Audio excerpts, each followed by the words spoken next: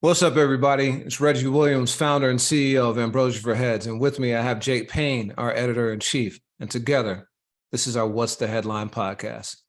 What's happening, man? I know last week you were sick. You had the Macy Gray meets Barry White remix in your voice. This week I'm a little bit more like Q-Tip, a little bit more nasal, a little bit stuffed up. Not Q-Tip on the People's Instinctive Travels, but more like Q-Tip on the Get It Together for the Beastie Boys, like extra nasal. So for all the folks out there watching and listening, we appreciate you, but bear with me. Hopefully by the time we tape the next episode, I'll be back at 100%. But you got that raspy Jadakiss flow going on. Yeah, exactly. And I got my orange juice. Shout out to Wiz Khalifa. No Kush, but I got my orange juice. So pushing through this, man. How are you doing though? I'm good, man. I was gonna share with folks, y'all might not realize it, but on our off time, Jake and I will have freestyle battles, one to be exact. And I wouldn't call it much of a battle since I demolished his ass. But there was a show. There was a show that was at the hotel bar of the W Hotel, right? That's where that took place. That's right. Oh that's man, right. like I was because some of my friends, especially from my younger years of high school and college, will tell you that, maybe I get a drink in me or something, and I can, I could freestyle a little bit, One bar at a time. the most pathetic. You told me it was hilarious, and for anyone that listens to this, Reggie is one of the most competitive people I've ever met. Like, this morning I challenged him on a headline and I could feel him being like, "You challenged me on a headline?" And before I could even throw the alternatives that I thought that I would, he came with like three more. Like that is just Reggie. And I'm my basketball days are behind me. So we've only ever really competed apart from just like, creative competition in our work. We've gone bowling one time. And I think you beat me by like 3 pins. And it was, it wasn't neither one of us were bowling that great, but the intensity of that was insane. And so you hit me, it was 2018, and you were like, I was coming up from Philly. We were going to some event. I can't even remember. You were like, tonight, you better bring some battle bars because I'm gonna bust your ass. Pause. And you were like, get 8 bars. You have to have 8 bars. And I showed up with the sloppiest, worst. I don't even know if I got 4. But it was rough, man. And you were, you didn't even dignify me with like a hey, nice try. You were just like, okay. Yeah. That's what I thought, Yeah, that was hilarious, man. And that bowling was definitely playoffs. Like it was playoff mentality for both of us. Yeah. I look forward to the rematch, and I'm not taking it easy on you just because it's your wedding party, man. Like that's hilarious. Yeah, man. I'm sure you and I will close the night down at some point. You know what I mean? Everyone else will be gone, and you and I will be there, with one light on, just bowling. I didn't know did you bowl in high school? Man, not for the high school. We didn't have a high school team, but I started bowling competitively when I was 8. Okay. And did that for 10 years at a outside league. At my high, my average was like a 171. My boy who was on my team, we bowled together like fall, winter, and summer, like for like 10 years. One of my closest friends ended up getting a 300 at one point. Oh wow. Maybe 5-6 years ago. But you, how about you? Yeah, I mean my best games, I've broken 200, but like, there was a period of time, there's a bowling alley in Philly that they used to have like cheap nights on Wednesdays and Sundays. And in 2007, 8, 9, 10, like that was my thing. And there was always a live DJ. That was the spot. And Peanut Butter Wolf would do concerts there, Schoolie D, Dame Funk, like it was a spot. And in those days, I was averaging, 170, 180, like on a pretty consistent basis. Now, if I, am up over 150, I'm pretty happy with myself. But I find that like a score like that is decent when you're just with people that are, drinking and eating tater tots and stuff like that. But when I compete with Reggie Williams, man, I need to, I got to put in my reps. I got to get some practice in. I find it hilarious that you call me competitive and yet you casually say that you averaged more than I did. So for a small period of time. It's all No, good. that's If I said 150, you would have been at 150 to 160. Is that how it goes? It's man? one of those like how much you bench things. Yeah. Yeah. But do you at any point in your life have you ever owned your own bowling ball? Oh yeah, of course, man. I had a bright red bowling ball and my own shoes, of course. And a glove? Yep. Oh brace, man, the whole nine, man. Yeah. You're like John Turturro in Big Lebowski. I mean, I was in high school, but yeah, for sure. That's what's up. We will get a rematch. For the longest, I asked you for a rematch in that time in 2019, and you said no.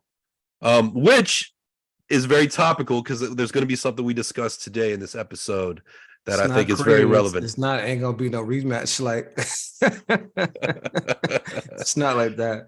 Yeah. All right, man. We got a lot to talk about. This is one of the bigger weeks in terms of hip hop news in quite some time.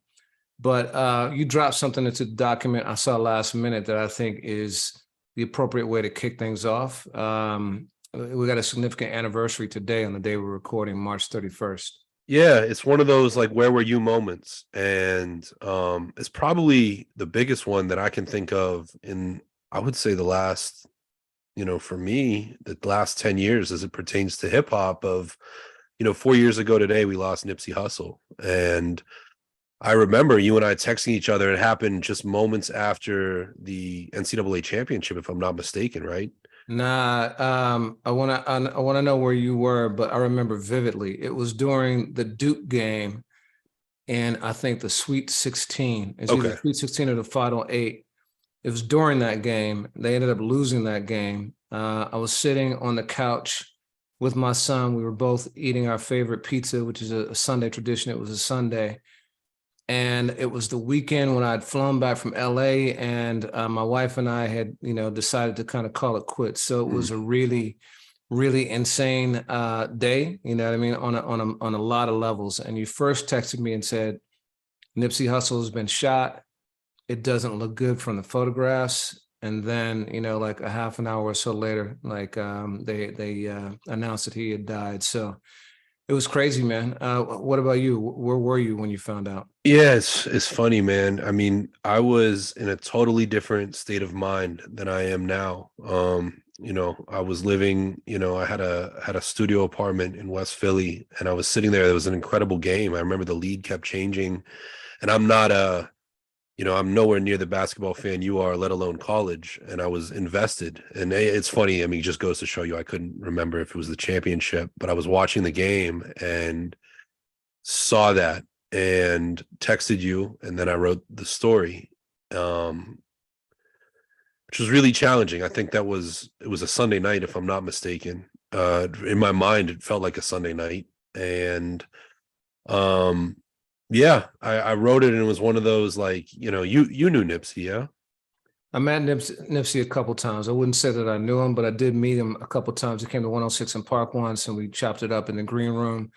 And then I saw him one time at the Rock Nation brunch and just reminded him that we'd met and how much I appreciated his movement. And this is, as we all know, Nipsey was not as big. Just let's call it 100. Like, he was not as big in life as he became in death. And this brunch was probably 2014 or so, 2014, 2015. So, a couple of years before he passed, and he was still on his grind. He had put out Crenshaw. Yeah. The DJ Drama mixtape that Jay bought, that he sold for $100 a piece, even though it was available for free. And Jay-Z bought, I think, 1,000 copies of it, or 100 copies. 100 maybe. 100 Did you end up buying one? I didn't buy a copy, but I had gone to the Marathon Continued store, actually maybe like 5 or 6 months before he passed, and bought some things there, and came out like, feeling really proud that I had some like Marathon clothing, because I love Nipsey's movement. I love his music, but I love his movement equally, if not even more. Yeah. I never met Nipsey in the flesh. I did his very first press bio in I want to say 2006. Johnny Shipes from Cinematic was working with Nip at the time, and this was before.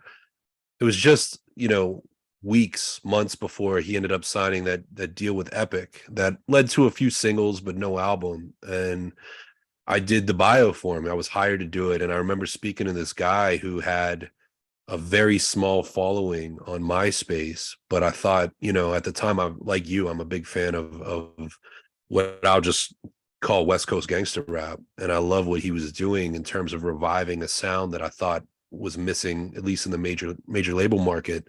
And Nip was cool, and he was inspirational then. I mean, we were very close in age, and then years later, there was a period of time where I had, in a really strange form and fashion, become cool with Ving Rhames, and Ving Rhames connected me with Nipsey on something. I remember the three of us being on a call. This would have been like 2009, 2010, and that wasn't as meaningful of a conversation just in terms of the magnitude of it. But like you, I really came to appreciate Nipsey, and I love what he represented, not only in terms of ownership and empowerment and Black empowerment and financial empowerment, but also he was somebody who had a lot of doors, I feel like, close in his face. And in the end, he was able to build up to a victory lap, quite literally. And that day, the jarringness of seeing those images and getting that news all of a sudden, and just the way that we consume tragedy in this time, but also to know that this is a father and a husband and a brother and a son and all of these things, and somebody who had really lived to become such a role model and have that taken away so quickly. And yeah, that day. And I remember when the story ended and was up, I mean, obviously this was pre-pandemic. I went out for a few drinks. I just needed to calm my nerves, and like literally I needed to be around people. And I always think of that day. Actually, funny enough, yesterday I just drove by the place that I went for a drink. And it brought me back. Every time I see it, I think of that night. So yeah, man, you talk about his message of empowerment. I think the thing that resonated with me even beyond that is that his grind was independent. Yeah. He'd signed a deal, but like he truly built his own movement for years before, getting that major label deal. And it's bittersweet that the album came out. I believe it came out posthumously, right? No, it didn't. No, It it had was just come out. It had yeah. just come out. Yeah, which we see a lot too, right?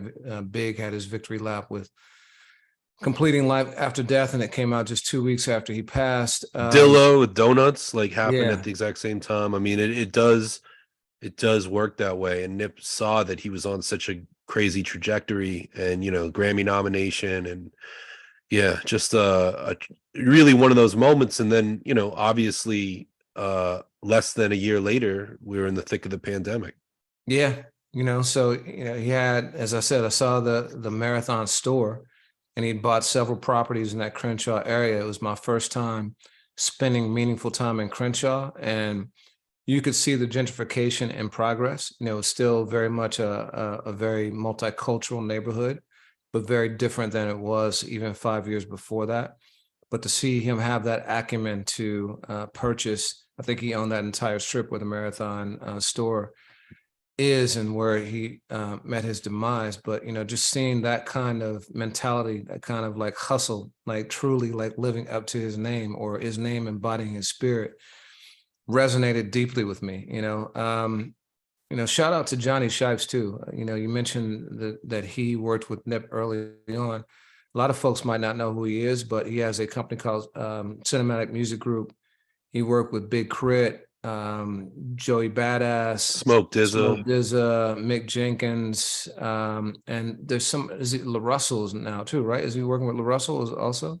That I don't know, but I mean, he's done a bunch. He's been very successful right now with artists out of Florida and Alabama. Just a host of a lot of these guys that have been making noise. But yeah, I mean, Johnny, again, just to talk about independence, I mean, he has really helped build a company that has allowed artists to, outside of the traditional label system,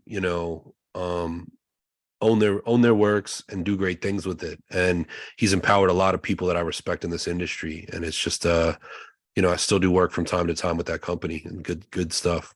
Yeah, for sure. Well, we're gonna get back to Nip because we got some new music from him today, Yeah. or some unreleased music to be more specific. But rest in peace. 4 years later, let me ask you this though. So this happens a lot too, but I haven't seen it mushroom to the extent that it did. Why is it that you think that it takes someone dying for a message like Nipsey's to really reach its maximum potential? Because the outpouring of love for him when he passed was different than I can remember in a long time. It was at a greater scale. It lasted longer. And you said it already or alluded to it, that news cycles are very quick these days. Things come and go within a couple of days, even, like with artists who had achieved like takeoff. But the Nipsey thing, man, like there was such an outpouring and for such a long time. Why do you think that was? I think you alluded to one half of it a moment ago, just in terms of attention. I mean, nowadays, you could put out a great album and the very next week, there's some other new music that might not be a great album that's taking that real estate of that conversation. And with Nipsey, I feel like people just sat down. You had to process it. And if you only knew the name or you only knew, last time that I checked, or like whatever the new single was, all that was you were reading, whether you were reading Twitter timeline or you're reading articles, or you're listening to podcasts, there was just so much perspective to understand. And in the case of Nipsey, the more you understood, the more you're going to buy in, just because his story is so remarkable and his message is so authentic. So that's half of it. And then the other half is, that J curve that he was on. Like, it happened after finally a great album. I mean, he had put out great mixtapes, but he was watching it translate in the traditional release setting. He's getting Grammy nominations. He's got the woman of his dreams. And I feel like people mourn Nipsey longer just to kind of see that through. Because if you don't, that's where the story ends. And I feel like people empowered themselves enough to just honor him. Last week, I walked through a mall and, you see it still to this day in like 3 different stores. You'll see Nipsey tribute shirts, and you see it with XXXTentacion and different people, but Nipsey really represented a generation like that. Yeah, I think it was a testament to his grind also. I think that is what resonated with Jay-Z, because Jay, as we know, had a lot of trials and tribulations in the beginning of his career and had to do it himself in order to become who he became. I think that he clearly saw a lot of himself in Nipsey. And, I used to use this example quite a bit when talking to folks about what we were trying to do, AFH, and that we were trying to build true fans. And the example I used was Nipsey, and contrasted it with, say, Trinidad James, and this is no shade on him, but his song. So his song, All Gold Everything, did roughly 100 million streams on YouTube. And on YouTube, the rule of thumb is you get about $1,000 per million streams. So All Gold Everything generated approximately $100,000 for Trinidad James. Nipsey, on the other hand, sold 1,000 copies of a mixtape for $100 each. So far less volume, but exact same revenue when you do the math. And that to me is a reflection of a true fan base, rather than people who are fleeting in for the thing of the moment. And so I think that movement, first of all, was a lot of people who truly cared dearly about him in this movement. And that's the outpouring we heard. And I think that was contagious. I think that people started to understand that, and then they dipped into the message themselves and saw its power too. So that's I would agree with that very well. It's astute. So rest in peace to Nipsey.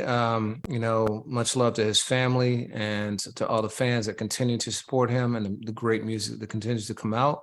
He had a great song with Dr. Dre last year, Diamond Mind. Yeah.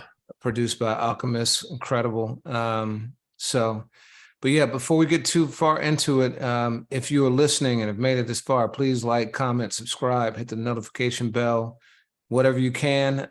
We appreciate the support. We've been getting a lot of great comments recently.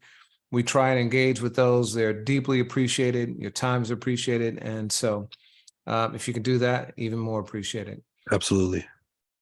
So big week music wise, we've had a ton of stuff going on. Let's get into this because one of the things that happened during the pandemic was Verzuz. And we've talked about it before. One of our biggest episodes was we stayed awake and did a recording at like 1 o'clock in the morning after arguably the most electric Verzuz of all time. I'll say not necessarily the biggest, but among the biggest was the LOX versus Dipset. It was held in the Madison Square Garden Theater, so not the major arena. And Jadakiss in particular, all the LOX, they came super prepared. They rapped all of their songs. They were not rapping over records. They came throwing elbows verbally.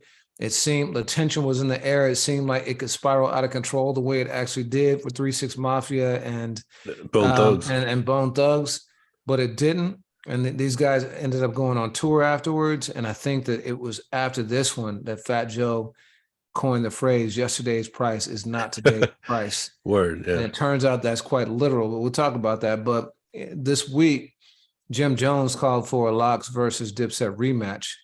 And just the other day, Jadakiss said he was down for it. And Swiss Beats has been sending out social media posts also, asking like who's ready for that part two. But, it sounds like it could happen. They want it to be in Madison Square Garden proper. So the big one, 18, 20,000 people. But what do you think about this? I think it behooves the artists. I guess it's sort of like you allowing me that bowling rematch. It's a good look. It's a good look for Jada because, here this would be, presumably 2 to 3 years later. Because that was 2021. Yeah, it was August of 21, I believe. It's a good look, but for me, I don't know that it'll ever pack the luster of the original one. And I cannot imagine that this one could have Why do you say that?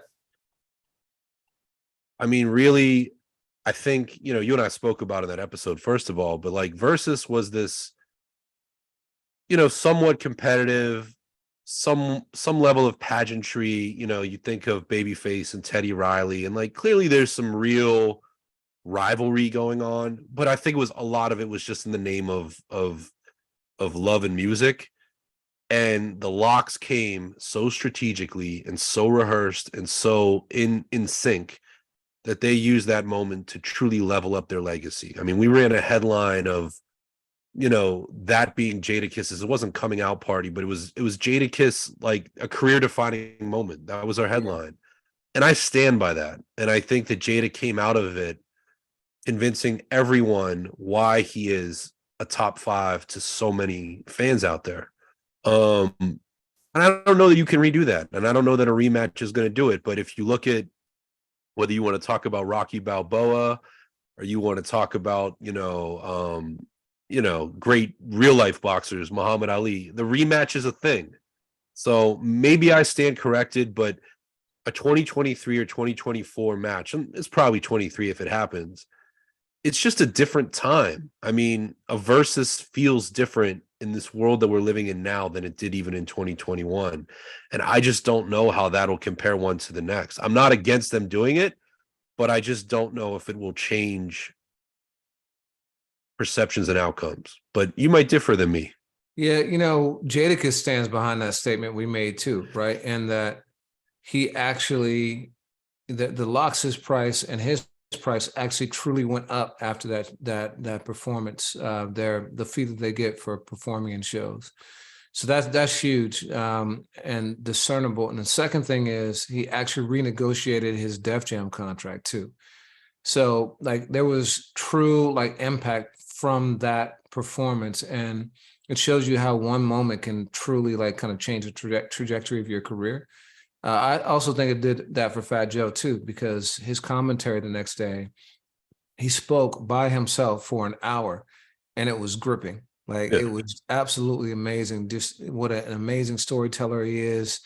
How adept he is at talking ish, he was super greasy and that was dope. But in terms of a rematch, I agree rematches are a part of competitive sports, and If the first battle was good and close, are typically as gripping, if not even more so. For me, the challenge is the Verzuz format, and it's twofold. So one, you've made this point a lot, and we've seen it. Like I think it's been like almost a year since we had a Verzuz, right? So the Feels like it. The question is, like, has the format run its course, or is it still viable within this day and age of being out? It took shape when we were all kind of locked down and we're searching for entertainment, and it was a great vehicle for that. And it did transition into the live space, which we saw with that one, I think pretty well. But, there's been a lot of kind of like business complications that have like taken the momentum away. And it's often hard to like have something like that come back and regain the steam. The second, though, is the format, which is people are meant to bring their best 20 songs, right? You come there, you play your best 20 songs. For a lot of people, it's a struggle to have 20 songs. There's some artists I won't name who are playing live versions of their songs and, of songs they played earlier. And not many artists have 20 bona fide like hits or classics. And so to say to them, look, you're going to have to do 20 more, I think is a really difficult proposition. And if you just rehash some of the older ones, that doesn't feel, to your point, as fresh as before either. So I think it's a real challenge. Yeah, I mean, and that's what made the LOX such, in my opinion, an underdog. I mean, Dipset had so many fans, but the LOX came in and they did mixtape joints really well. And you mentioned Jada redoing his Def Jam contract. Some of those mixtape tracks were then formally released on the Spotify. It's not the Showbiz and AG beat, but it's it'll come to me, but like the one on Khaled's DJ Khaled, his Jadakiss one kicks off with that yeah, I mean, he does the bit from the Ja Rule Fat Joe song, but no, it just hit me. It was Who Shot You, right? I think it was to that instrumental. Jada had a mixtape verse that they now formally released, and that was one of the songs that he did in the verses that the crowd went crazy for. And I love that, because that's a street hit, but that's not a song that charts. That's not a song that might necessarily resonate with the mainstream, but the way that they performed it, they made it a moment and they used it strategically. And let's not forget either, I believe that Jadakiss as a soloist did a versus against Fab, which was in fun. I mean, they had put out an album together, and that was early on. I think that was 2020. So you're going to come back for a third time. My question is if for some reason, Dipset has the bigger reaction, or the social media's takeaway is Dipset ones, what does that really change things? Because one thing I'll say to Jim Jones and Cam, and I've never heard anyone say that they didn't lose, but I don't think that they lost in any way coming out of that. I don't think anyone thought less of Dipset as a brand, as an entity, or its original members out of that night. They just maybe thought that the LOX are better live performers. And even down to that, like right now, Cam and Mace have a sports show. I texted you a clip from yesterday that is amazing. Like, Cam continues to level up, and I think Jim does what Jim does. So yeah, I mean, I think it could be cool, and maybe Verzuz as a brand needs this right now. They need a callback of some kind into the glory days of Verzuz to get people, amidst everything else that's going on, to block off their calendar and pay attention. But in terms of the storyline of the LOX and D Block versus Dipset, I don't think it's going to change. Yeah, I don't either. One of the things that Jim Jones said is that Dipset didn't prepare, that the LOX definitely came in prepared, and you could see it, and the Dipset would prepare this time. But I don't know that it would change things, right? I think that if they'd come in equally prepared, I think it was beyond just beyond just the way they rap, but rapping their words not over tracks and things like that. I think, like you said, the strategy that the LOX employed was greater than that of Dipset at the time. And I don't know. I don't know that they're going to out strategize Jada on this. But let me ask you about this. Yeah. About Verzuz in general. So you infamously said that you thought Verzuz was over after the DJ Premier RZA one, which I think was 4 or 5 in. It had a longer shelf life than that. But what about now? You think Verzuz is still viable? I think it is, but they have to tool with it a little bit. They have to find a way, in my opinion, to possibly integrate fan voting, like make it more interactive. I think it's really cool that there's discourse going on, whether in IG Live or on Triller or just alongside on Twitter. But I think they have to find a way because the audience quite obviously isn't captive anymore. But I think the concept of this or that, as old as the age of time, and Versus did a really good job of it. And Swizz and Timberland, I know you make it seem like I'm a hater with that quote, and I'll own those words. I will. And I was 100% wrong because that was March of 2020, and from Big Daddy Kane to KRS to LOX and Dipset, there were so many good ones after that. But they need to find a way to take a step with the times. Yeah, no, that's a great idea. Like if they could have real-time fan voting and show that as a graphic, I think that would be super dope. I'm gonna reach out to Steve. Steve Pamman is a friend and also is running Verzuz now for Swizz and Tim. I'm gonna float that out to him. So Can you edit out the part that you said where I dissed him? For sure. I'm not going to send the clip. I'll just send the text. So. That's what's up, man. Word. So what else moved you this week in hip hop? Well, I think you should lead the next story, man, because you're the one who reported on this for the site. You brought my attention first. Pretty tough story, especially given that it relates to a person who played a very significant role in my earliest experiences of hip hop. Sure. But you want to kick this off? Yeah. 2016, there was information that emerged, and one person who's not in the notes that you and I share that I believe is the reason why this truth has come to the light is Star Troy Terrain from Star and Buck Wild, and later not Everyday Struggle, but Everyday on Complex. Yeah, Everyday Struggle. Yeah, Star for years. I mean, I was an avid Star and Buck listener, always said that one of hip hop's pioneers, really had some proverbial skeletons in the closet. And it became known right around this time, 7 years ago, in the spring of 2016, an accuser, Ronald Savage, stepped forward and said that when he was underage, Afrika Bambaataa, who is, a hip hop artist, Afrika Bambaataa in the Soul Sonic Force, and, creator of Planet Rock and Looking for a Perfect Beat, and host of other breakthrough, records for the genre, as well as the founder of the Universal Zulu Nation. Ronald Savage said that he had molested him. And in the days that followed over the next year, several additional accusers, both attaching their names and remaining anonymous, did the same. At a young age, like young teens, adolescents. Yeah. And that, the accusations allege that members of the Universal Zulu Nation in the leadership position at that time were aware and did nothing. The accusations also said that through the journey of hip hop, Bambaataa gained access to these underage boys, just like, because this has very much been about, mentorship and belonging to a, hip hop culture that, he was around young people. He was a mentor. I believe in his early days in the 1970s, he was something of a youth advocate, in the Bronx. So this story caught a lot of attention at the time. And while Afrika Bambaataa has never been formally charged nor arrested, he definitely has been removed from the spotlight.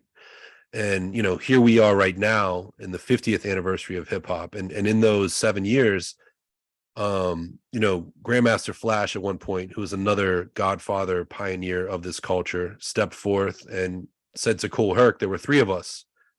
And, in the 1990s, there was a Source magazine cover of these three guys as hip hop's founders: Kool Herc, Grandmaster Flash, Afrika Bambaataa.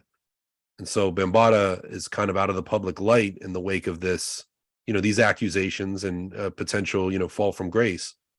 And, now we are in the thick of the 50th anniversary. And one thing I should add is that after those accusations, the Universal Zulu Nation stepped forth and said, and severed ties, at least in a statement, with Afrika Bambaataa. Now that gets complicated because there was a leaked call, and this was published this week in an article at Rolling Stone, where Afrika Bambaataa said otherwise. He made, a comparison that the Zulu Nation was him. How could it be without? But the reason you and I are talking about this on this podcast is there's an organization called Hip Hop Stands with Survivors. It's an advocacy group that is started by journalist Leela Willis, who's a co-founder of it. And she's organized a demonstration. It's survivors of sexual abuse in this case. I was saying the name of it. Yeah. But you're absolutely right. Yeah. I mean, on behalf of the survivors of, Afrika Bambaataa's alleged abuse, they're coming forth and asking the executive director of the Universal Hip Hop Museum, Rocky Buchanan, to step down. And the reason they're asking for this is they are alleging that, Rocky has ties to the Universal Zulu Nation. And I'll read this. According to Rolling Stone, the quote from Miss Willis is, "We want Rocky Buchanan to step down because if they got a responsible person in there, then the Zulu Nation affiliation would go away automatically." This is what she said to Rolling Stone. "We are going to stay on the elected officials to stop our public dollars from funding that museum, from the mayor of the Bronx borough to the president of state legislatures and Congress. They are re-traumatizing survivors all the time with all that Zulu stuff." And so have you visited the Universal Hip Hop Museum? It's not open yet. This is the one that is being constructed right now. Right. And but there's been some private events there. I just didn't know if you had been there. I've been to, I don't think to that, I've been to some other hip hop museums like in the Bronx, but this one I think is still being constructed. I think Got you.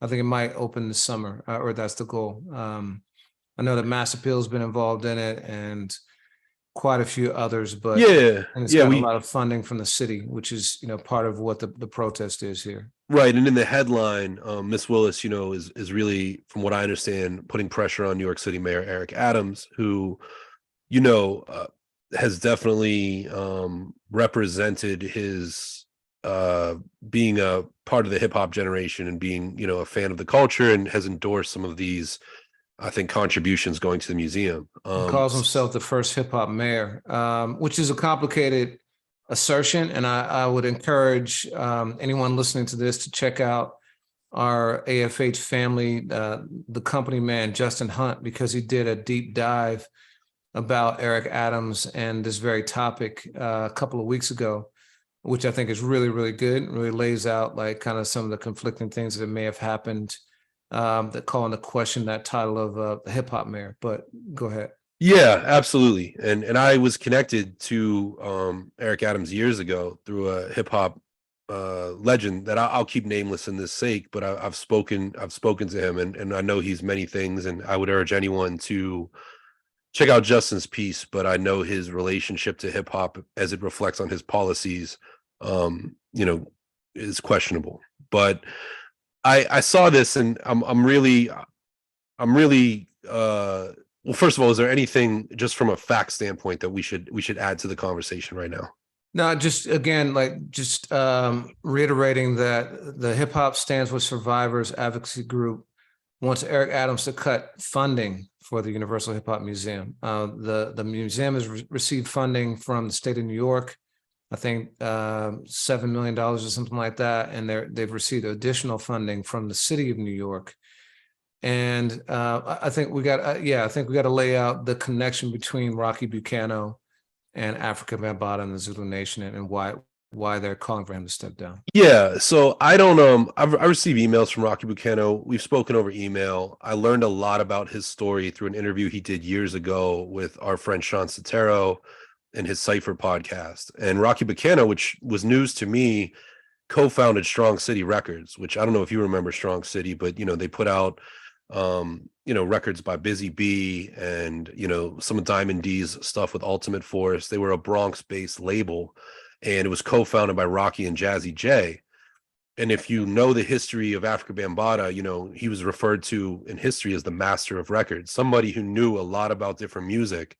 And when you look at Planet Rock having Kraftwerk elements and all these different genres, that was Bam's gift. But when it came time to sometimes cutting and scratching and really rocking the party, was Jazzy J, who I consider, a hip hop hero.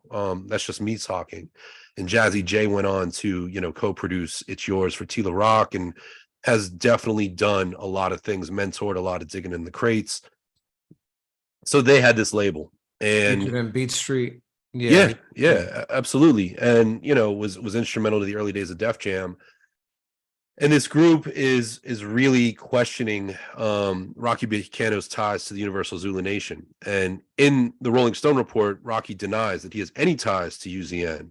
One of the things in the early days, when the Universal Hip Hop Museum was raising money and trying to build awareness, one of the people on its board was Cutman LG, who is part of the Universal Zulu Nation and had a radio show at the time with Afrika Bambaataa. So while Rocky is saying, I'm not involved, there's ties within this organization, at least historically, that are adjacent. And that's where it can get, I think, a little bit murky. I at a recent press conference too, Mr. Buchanan shouted out the Universal Zulu Nation, which to me, I'll just editorialize this much, like that is a key part of hip hop's history. That was a movement in the 1970s to take people off the street and kind of empower them through the tools of hip hop, rap and break and DJ, graffiti, peace, love, and understanding, all of that. Throughout this all, Rocky Buchanan said that, he, and I'm paraphrasing, but, sympathizes with the accusers. He's taken that stand. For me, just having read the Rolling Stone article, I'm very sensitive and, totally to, the damage done by sexual abuse. And when we were reporting on this story a lot in 2016, you and I spent a lot of hours just making sure the words in our reports were really accurate, that we were using reportedly and allegedly, and just really laying out true journalistic integrity. I look at this museum, and we are at the forefront of hip hop having its first museum of this kind. And I can't speak on Rocky Buchanan's character, but for me, everything that I've read up until this point, I personally have not seen a strong association with Afrika Bambaataa. So to read this, I kind of question why now, why in the midst of it all. And that's not to, mute, silence, take away from any of the accusers. It's one thing to, make sure that Afrika Bambaataa and those that follow him are aware of these accusations, but it's quite the other to take it out on a museum, in my opinion. Yeah, I think it's different. A different thing to take it out on the museum versus to address a person who might be still connected to someone who has potentially done harm to people, using all the allegedlys and all those other things. I separate Rocky Buchanan from the museum. He's the executive director currently, for sure. I don't know what his ties are to Afrika Bambaataa, if they remain. I do think that, I didn't know that Ronald Savage had worked at a record label that where he was one of Bam's first accusers, that Rocky Buchanan had co-founded with Jazzy J. I didn't know that. That's a really deep connection when you think about the fact that, like, if this stuff occurred, it probably occurred around that time. I think that it's a very complex situation, and he obviously did have strong ties with Afrika Bambaataa at some point, Rocky Buchanan, that is. And so it's difficult to extricate yourself from that past, even if you didn't have any awareness of what was going on. So I can see why someone would think that if he was still shouting out the Zulu Nation, which is so closely affiliated with Afrika Bambaataa, as Bam himself said, that it might indicate that he's still supporting Afrika Bambaataa. So, I get the concern from people. I don't think it's taking it out on the museum, because I don't think anyone is saying take funding. I don't think anyone is saying shut down a museum. I think they're saying there's a person who's connected to it who shouldn't be connected to it, and don't fine on that. Aren't they? You know, Don't you interpret to say that they're saying don't fund it if this person is involved? that's what I'm saying. Okay. But that's focused on the person, not Yeah. the museum. You know, Okay. it is using the museum as leverage potentially. I think that I just want to step back and talk about the bigger issue, which is how do we address history when it is filled with good and bad things, right? I think that a lot in the last few years, there's been a tendency to want to just wipe out all the existence of things, and it's coming from all sides. You know, certain sides want to take. You know, I just heard that Florida had removed Rosa Parks' skin color from history lessons, talking about you know, what she did in terms of the boycotts, which obviously completely eviscerates the whole point of that story. You know, that she was a Black woman who was forced to move to the back, which I think is crazy. By the same token, I think that there are often phenomenal cultural contributions that people who may have very deeply disturbing personal attributes about them have made, right? And I'm not saying that applies to Afrika Bambaataa. He has not been tried yet. It might not. The question remains, how do you then address their cultural contribution? You know, and the way I think about it is, you know, so I went to the African American History Museum in DC, and have you been to that? Mm. So I went to that, and it is one of the most powerful and profound experiences I've had, particularly at a museum. But it starts, and you're walking up like a circle all the way up to the top, and you start with slavery, and it is brutal. It is a very, very you know, heart-wrenching depiction of slavery, and it makes no bones about the fact that it was based on capitalism. You know, we learn a lot about the morality and everything, but there's the money part gets taken out, and obviously the implication is that gave America a huge advantage over other countries because there was a free labor system, and those people who put in that labor were never compensated for that, right? And so rather than try and whitewash it, for lack of a better term, they like get into it and talk about its full ugliness, right? But you know, don't deny it. I don't know what that means in terms of this. I don't know if you include Afrika Bambaataa with an asterisk and talk about the allegations that have been made. I don't know, man. Like, do we not like talk about Bill Cosby anymore because of the things that he's been convicted of? You know, there are lots of people that we hold very high in this culture. Tupac is a convicted sex offender. You know, it's a really difficult thing. And I think that when we get into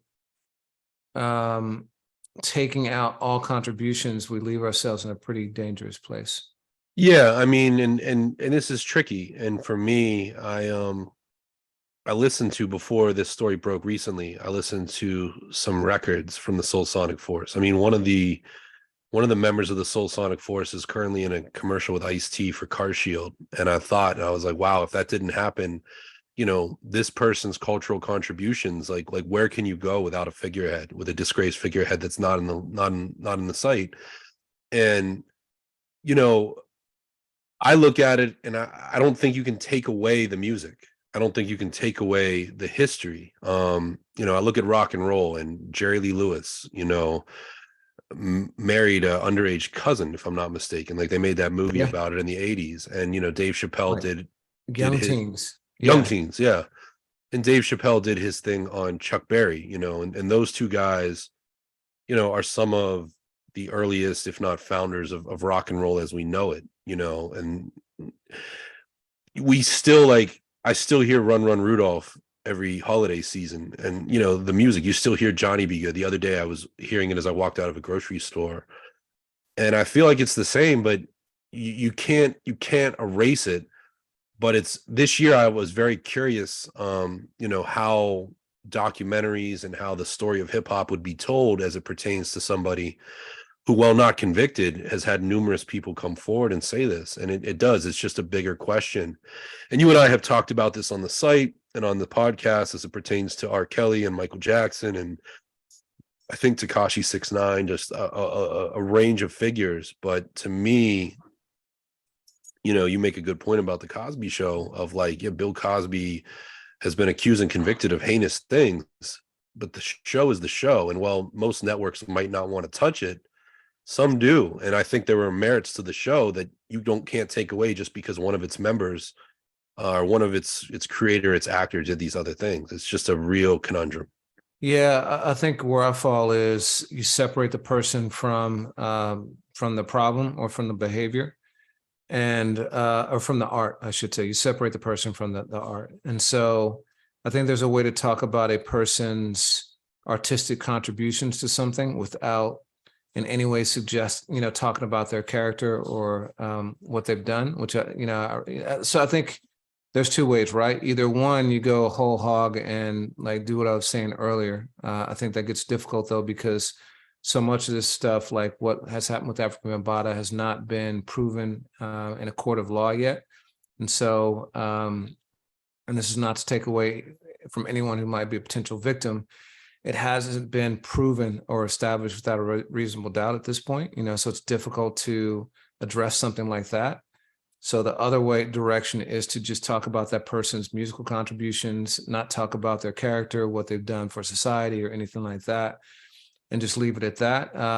You know, because otherwise you have a very fragmented and censored version of history that I don't think is accurate either.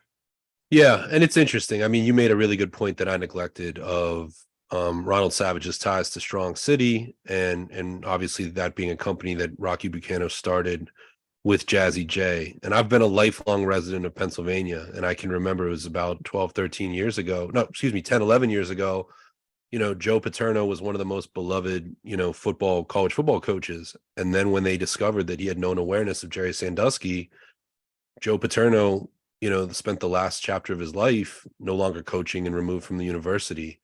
So it is, and that predates, you know, Me Too, that predates a lot of social movements and progress that we've seen in the last decade. So I'll be curious how this one. There was talk then too at that time, if I remember correctly, about stripping Penn State of the national championships that it won under his tenure, but ultimately they decided against that, which I think is the right thing, right? I agree with you. Yeah, absolutely. But I'll be curious how this one shakes out. One thing that I do know from just listening to the conversations that I've heard is, you know, Rocky has dedicated himself very much to get this museum, excuse me, you know, to break ground. And to your point, they've had some huge figures from around the hip hop community that have become, you know, sponsors and partners. And, you know, I definitely want to see a place, and I do believe it should be in New York, where we can begin to kind of store this culture's trophies, so to speak. Absolutely. I don't think there's any stop in the museum. I think that's going to happen no matter what. I think it's very much in motion, but it's complicated, man. And, you know, history is never clean cut. So, but, you know, I hope that there's, you know, healing that's happening for those people who have been affected, and you know, we'll stay on top of this one. Absolutely, we will. So another story came out this week. DJ Akademiks, who is also not one who's a stranger to controversy, called out Drake, Kendrick Lamar, and J. Cole and others for no longer supporting hip hop media outlets who helped promote them early in their careers. This one is obviously very interesting to us. You know, I'm sure you've experienced it. I've experienced it in the past too.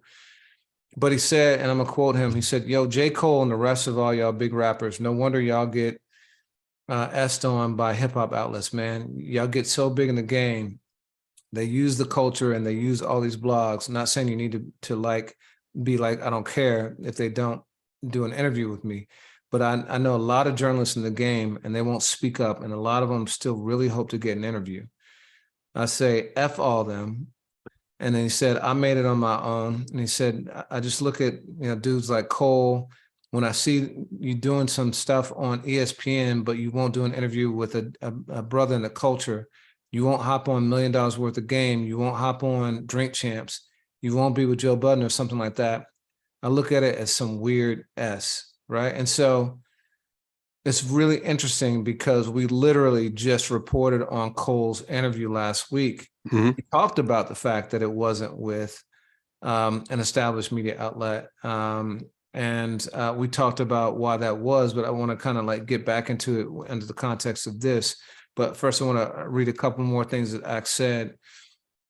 He said his rationale, his assumption is that people don't do these interviews because he said most of these brothers don't want to be asked real questions. That's the main thing. Once you get to a certain level, you get to control the narrative.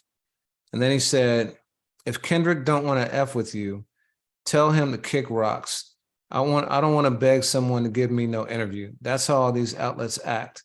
No, we can't be too mean to them because when their album comes out, we're going to get like no, meaning that, outlets are, using kid gloves because they're afraid that they're not going to then get access. But his point is you're not going to get access anyway. And then he said they're going to go to some whitewash outlet and go sit with some random dude or some random white dude and not talk to you. So it's really, really interesting. I both agree and disagree with Akademiks simultaneously here, so I'll break down both. I agree with him that artists, when they get to a certain stature, no longer support or come back and speak with the outlets who built them up. I think that is a fact across the board.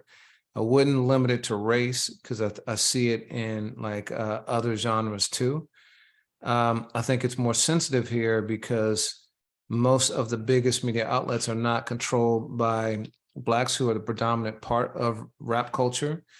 And it becomes kind of a catch-22. So you get big and you want to get on the Rolling Stones and the MTVs and the other kind of big mainstream platforms. That's your goal. But on the flip side, if you were to continue to support the Two Dope Boys, the Nah Rights, the Ambrosia for Heads, the whoever it might be, then those outlets would eventually become on the same scale as those. And so I can see Akademiks' point in that regard. The flip side, where I disagree, is that he's saying that this is about hip hop versus mainstream media. I think for Drake, Cole, and Kendrick in particular, it is about controlling their own narrative, which I don't necessarily think is a bad thing, because what happens is people go on interviews and not even the fans, but typically the media outlets themselves will pick one controversial part of that interview and flip that out of context in order to get headlines, for clicks. And so artists have seen that time and time again and just don't want to be a part of that. So they'd rather get their message out directly to fans. Once you get it out there to fans in any kind of digital format, people are going to do what they want with it anyway. But at least they've had the opportunity to control their narrative and put it out there. And I don't even see controlling your narrative as ducking. I see it as truly wanting to have your story told in full proper context. And it is what it is. And I would say that we, especially, and, we have checks and balances, you and I, like, try and keep each other honest on this. Try to, even when it's something that we've cut, like, keep it within its proper context and make sure that we're reflecting the artist's true intentions rather than, doing something that is really just a wild, like, assertion that doesn't really connect to what they said in order to get clicks, which we see more and more of, unfortunately, at a lot of outlets. But what's your reaction to this generally and to what I just said? I agree with it. I think it's funny coming from Akademiks, and this isn't to like kick at him, but he has been a media personality that has been very unfiltered in terms of his criticism of artists. And I feel like that has made for Akademiks having one of the stronger platforms in the greater rap space. I wouldn't necessarily say hip hop, but in rap, I mean, he has been able to speak his mind and has a following because of it. But you make a really good point in a roundabout way. And I think about it like, the Two Dope Boys, Shake and Mecca, I worked with them for a number of years. when all three of us were involved at Hip Hop DX. I mean, we're talking 2007, 2009, you know, and I watched what they did with Two Dope Boys, and that site was very instrumental to my discovery of Kendrick Lamar. And, you know, at that time, you know, in the early 2000 teens, you know, Kendrick's now at a major label. His press exposure is getting less and less and less, you know, and I don't know that he can give a blog that helped make an early wave of fans aware of him an exclusive, be it a song, an interview, or whatever. But at one point, I think of this, it was, you know, 2019, 2018, somewhere in there. Two Dope Boys put up a post that said, we're thinking of hanging it up. Like, you know, Nah Right's not around anymore. This isn't what it used to be. We're thinking of leaving it behind. And I don't know if you remember this, Reggie, but like Kendrick Lamar went on Twitter and just said, please don't do it. You mean so much. Like, he affirmed their contributions to the culture.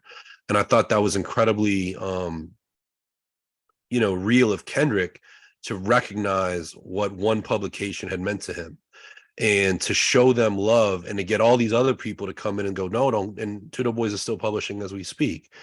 And on the interview front, I think that there is a frustration. As somebody who's been doing this for 20 years, you know, I was one of the first people to interview Wiz Khalifa. We're both from Pittsburgh. I put him, not put him, but I covered him. I decided to cover him, and I greenlit a story that I did in 2004, 2005 at All Hip Hop. Wiz Khalifa has gone on to become a multi-platinum. He might even have a diamond certified single. When Wiz does press, he doesn't seek out Jake Payne. I'm over that. Like, I don't sit around and cry about it, but I wish we lived in a system where that early chance that you take on somebody still matters. But I will tell you that, like, there's artists out there, you know, Drake and Eminem come to mind, and their relationship with somebody like, you know, Elliott Wilson, that holds up. Like, there's a reason why artists will do a Rap Radar podcast interview. Drake has done it and maybe not do any other press. Like, you remember the gatekeepers that opened the door for you. And, you know, I know how much you have done for so many artists we talk about on this platform. And I wish that for what we've been a part of together for a decade and what you've been doing for 13 years, I wish that that would manifest itself differently. But I do know the love is there. And you've told me that too when you run into some of those figures. So I think Axe Point somewhat holds water, but it's also just the nature of the beast. And I said it last week as it pertains to J. Cole, and it's Bobby Myers, right? The GM of the Warriors. Bob Myers, yeah. Bob Myers, like, he didn't ask him any gotcha journalism questions. You know, it was more so, tell me your story, talk to me about your process, let me know your frame of mind. I love DJ EFN. Like, he's a good dude to me, and I'm a fan of Noriega. He's been a good dude to me. If J. Cole sits down on Drink Champs, it's going to be a very different conversation, and it might get way more views. It might be the conversation that millions more people want to tune into, but it's a different kind of conversation. And if you're J. Cole, you might not want to have that type of conversation. You might want to have this other type of thing. The last point that I'll make, though, is I don't know how much race is a part of it. You know, Joe Budden used to make the point that he was frustrated when artists would speak to Zane Lowe, you know, for you know, Apple Music. And Zane, you know, not being a black person, you know, would have these artists on his show. But I look at Bomani Jones, and there's a lot, like, Lil Wayne will go to Bomani Jones, but Lil Wayne, I feel like, would rather do an interview where he gets to talk about sports and maybe do a little bit of talking about hip hop than he would just doing a straight hip hop interview. And that being said, Lil Wayne did Drink Champ. So I don't know. I think there's some truth there, but I think it's kind of a misguided point in other ways. Yeah, I think it's person by person too, right? And I think it's also timing. You know, Drake's last big interview that I can recall was with Rap Radar. You know, Jay-Z has done Rap Radar. Will Smith has done Rap Radar.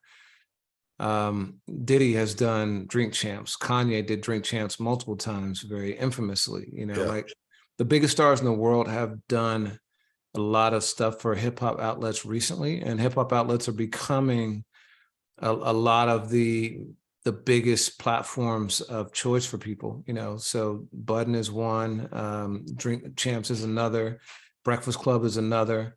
You know, Sway still gets a lot of folks. You know, I think part of it is timing and what a person's trying to accomplish.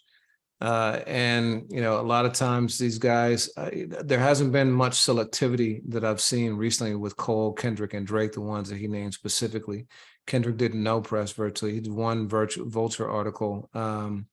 And I think he said that was with no, that was Cole. He did one Vulture article, and that was strategically timed, you know, ahead of award season, in a mainstream publication, and it was print. It was not video. Cole, this is, as we said before, this is his first interview in a few years, and it was a different format. It was really about a series that Bob Myers has about how people attain success, and so it was within a very specific framework. And Drake hasn't done anything in like almost 3 years, so he'll give Semtex some love, and I imagine that DJ Semtex was somebody that probably took a chance on Drake at some point in his career or showed extra bit of love. It's funny, like one of the things I've done on the side is press bios. You heard me mention that about Nipsey, and what's funny is one of the things I'll tell an artist is, I'm recording this conversation. No one will hear it besides us, and you control the narrative. I say that every time I do it to the artist. And there's artists that I will speak to that'll say, I will not do an interview. But if it comes time to my bio that's going to appear on Spotify or their website or Apple Music, I will talk to you. I will offer input. But there's just a really big distrust in the media for the reasons that we talked about. And I do think, for as salacious as Drink Champs can be, it's kind of a badge of honor now, similar to Howard Stern in the 90s, or, you know, it's something to do. Like, I survived Drink Champs. I survived the curious questions, the things that everyone wanted to know. And an artist like Diddy or like Kanye or like Lil Wayne might find that fun. And also, you know, they know that Nori and EFN are musical peers. Those are guys who make music, who have been in the industry. There's probably an understanding of what's too far. But when it's just somebody that's a journalist, or somebody that's trying to be a journalist that knows that they can make the bottom line shift by getting a really salacious quote, or creating you know, a hot button moment, it's too much liability for an artist, especially of the Kendrick, Cole, Drake stature. Yeah, Drink Champs is like a Hot Ones, right? Yep. It's a specific format. You go there for a purpose. When you're ready to get loose, you go to Drink Champs. You know, if you notice too, I don't see Drink Champs, Bud, or even the Breakfast Club making salacious headlines. They just put it up, and then other people go in and cut it up the way that they want to. They typically say X is on Drink Champs or whatever. And sometimes Drink Champs, as far as they'll go, is release a clip. It's a clip that's controversial. But it's still a person, you know, using their own words, and you can see it, and then you can get the full context afterwards. You know, I will say though, just stepping back, it has definitely been the case that, you know, over the years, especially for Black artists, they've often started with Black lawyers, Black accountants, you know, Black media, and so forth. And they reach a certain stature where they're labeled not even as R&B or rap anymore, but as pop. And often that comes with switching over to lawyers, accountants, other like support structure that is not Black. That's a traditional thing that's happening, so I can understand that point. But by the same token, there's also been a change. You know, you see people like LeBron, who has a team surrounding him of strong Black executives, Jay-Z, Carter, Rich Paul, you know, and so forth, Jay-Z, and so forth. So even that is changing. So I don't think we can make blanket statements anymore. You know, I think that all this stuff is nuanced. You got to look at all the different circumstances that might apply with respect to each artist, and understand that individuals are acting differently. There's plenty of people that you and I can call for an interview at any time who are legends in the game, legends to our audience. And so like, you know, and also I feel confident, as you suggested, that any person I've worked with in the past, if I run into, it's all good. And, you know, an interview is one thing, a very significant favor that might be more impactful is another. And I think that I have a better chance at those a lot of times in the interviews. So we'll see. You know? Yeah, absolutely. And that's very well said. And to me, an interview isn't always, you know, that's not always the end game. You and I have had interviews that we thought would change our fortunes. And I think over time, we've realized that's not always the case. And we can offer more support to an artist in other ways besides just taking an hour and all the hours of prep that goes into it. So it's big picture stuff, you know. For sure, for sure. All right, well, let's move to the next thing. I want to talk about. We're going to talk about music in a minute. So, and we just talked about Jay-Z a second ago, and Jay-Z was in the news this week because Damson Idris, who is, if folks don't know, the star of Snowfall, he plays Franklin Saint, British actor, the it guy right now. You know, he was trying to get his green card, and it turned out that Jay-Z played a very significant role in helping him to get his green card. You never heard this. You know, Jay is public about a few things, like when he worked to get hundreds of fathers out of jail for Father's Day, and his work to like reform criminal justice in terms of like bail and things like that. He's vocal. But I've heard this so many times that behind the scenes, he is pulling strings and helping people out in ways that no one will ever know, and is super humble about it. It's ironic to me because there's so much hate directed at Jay-Z. And, you know, I think, you know, especially when stuff like the NFL happens, he doesn't get any leeway, you know, and he even says, you know, as you would say, shoot me some bail on this. But, you know, he actually is doing so much more than people realize. Like, why do you think there's so much hate directed to him about this kind of stuff? And two, why do you think he stays silent on so much of it? I mean, I'll answer the second one first. I think that's great character. You know, I am fascinated in the times that we live in, the amount of times people even give a compliment, like, yo, Reggie, I think your shoes are dope. I have the same pair. Like there are so many people that even find ways to push themselves into compliments. And Jay, who, you know, I have to say, like, it might sound corny, but like, you know, there's a lot of characteristics in terms of moving with honor as a man that I've learned from artists. And Jay is certainly somebody that just, I think, has role modeled what class is to me, you know, a lot of times in my life. And I think you can do things behind the scenes and not have to tell the world, and that being a great example.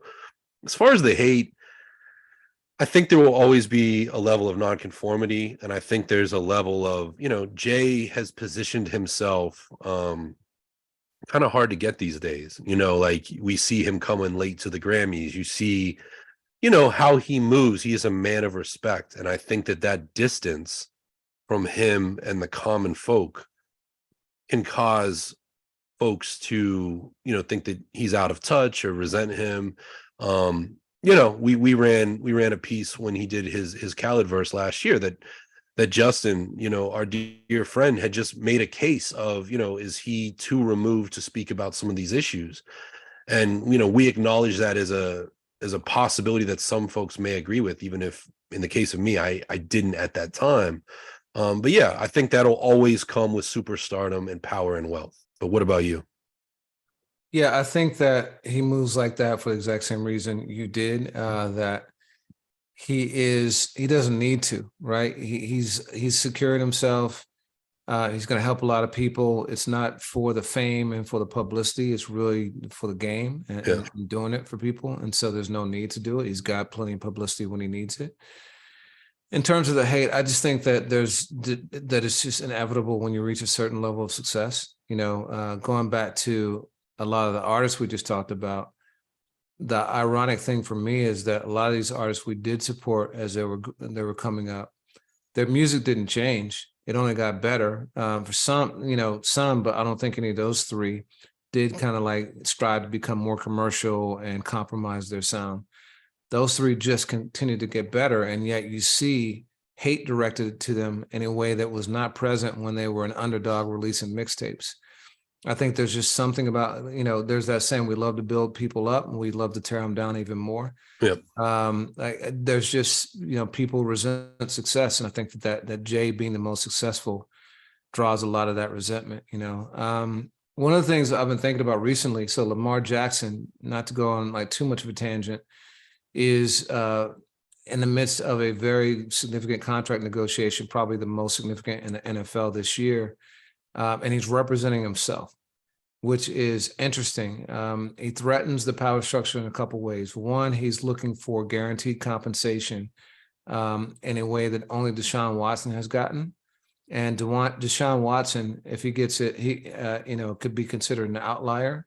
If Lamar Jackson gets that same kind of guaranteed compensation, then it could be a paradigm shift for the NFL, where they have to start offering more athletes of that stature guaranteed compensation. And even though they should do that because other leagues do, and it's by far the most dangerous, they don't, and they're trying to preserve their economic system. The second thing is that in representing himself, he's cutting out, he's cutting himself into 15% more income, and also taking charge of his own destiny instead of having like kind of a trusted advocate. And a lot of times, even though agents are clearly working for their clients, there's a certain camaraderie that comes, and they know the executives, and there's a push-pull, and it's a different kind of negotiation. If he were to do this himself, he's also showing, hey guys, you don't need this. And so there's a few kind of like factions that might be rooting against him a little bit in this situation. I've wondered though, given who Jay-Z is and his affiliation with Roc Nation and their sports management, and given what we're learning about him with Damson, Idris, and others, I wonder if he's like been pulling Lamar Jackson's coat behind the scenes and saying, yo, you should do this, you should do this. I don't need any money from you. I'm good. I just want to see you win. I really wonder, it would not surprise me if that was going down, but any thoughts on that? I mean, my only question is, Jay also has a relationship with the NFL, and you alluded to it a moment ago. Would that at all put him in a weird position to, on one hand, be mindful of self-empowerment, but on another,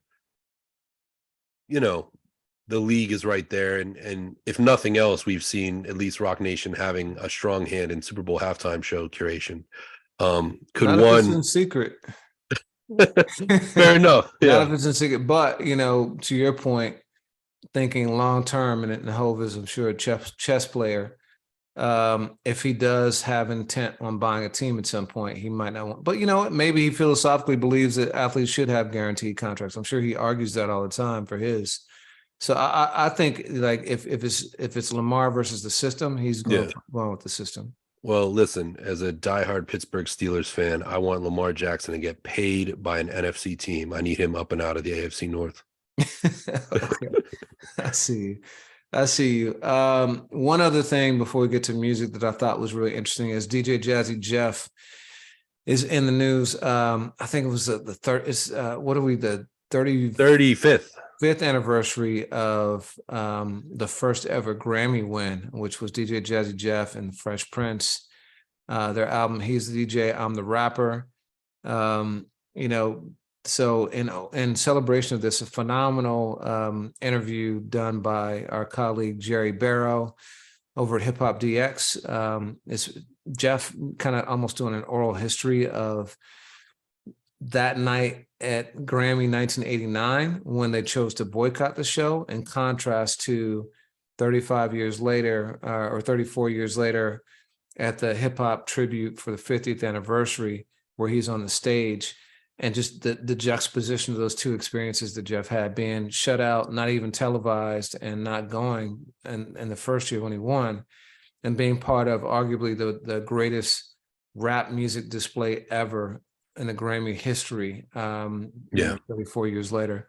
So he's talking about Brand New Funk, which is one of my favorite ever DJ Jazzy Jeff and the Fresh Prince records. It's mine, hands down. Okay. You put it on now, it still hits. I put it on barbecue mixes all the time. And it turns out the version we've heard all these years is not even the version that he wanted. And so I'm gonna read this. He said, I think the thing where I said it was bittersweet was I stayed through the entire mixing process, produced the record, mixed the record. This was the early days of 808, meaning drums. I'm putting 808s in records like Brand New Funk.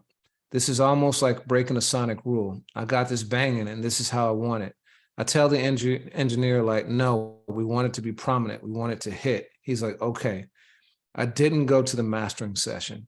When we sent it over to mastering, they thought we made a mistake in the mixing and had the kick drum too loud, and he had took it out in the mastering. As much as I love that album, I hate hearing it because it doesn't sound like it was supposed to sound. That was the lesson that I learned, that I'm going to follow this record until this comes out, to make sure that nothing ever changes. That to me is crazy. That is like really, really crazy. And like in reading it, my first thought is, damn, Jeff, I'm sure you got that mix. Why don't you liberate that joint? Let us hear it like in its original form. But what did you think when you heard that? It's funny because I had a similar thought. You know, Jeff on I think it was the second Magnificent, he redid Brand New Funk with PD Crack, you know, who has just a phenomenal voice, and the beat is very much the same. And I'm curious if the mix is closer to Jeff's envisioning, but it is amazing. You know, as a guy who spent half my life in Philly, that record has always sounded especially good in the car, which I'm of the Dr. Dre kind of school and the DJ Premier school of like, let's test it in the car. And you got to make sure you have a car with good speakers. And that record, it's funny because I can't imagine it even better. But, you know, 1987, 1988, Jeff being the technician that he is, it definitely makes me want to hear the way that he wanted us to hear it.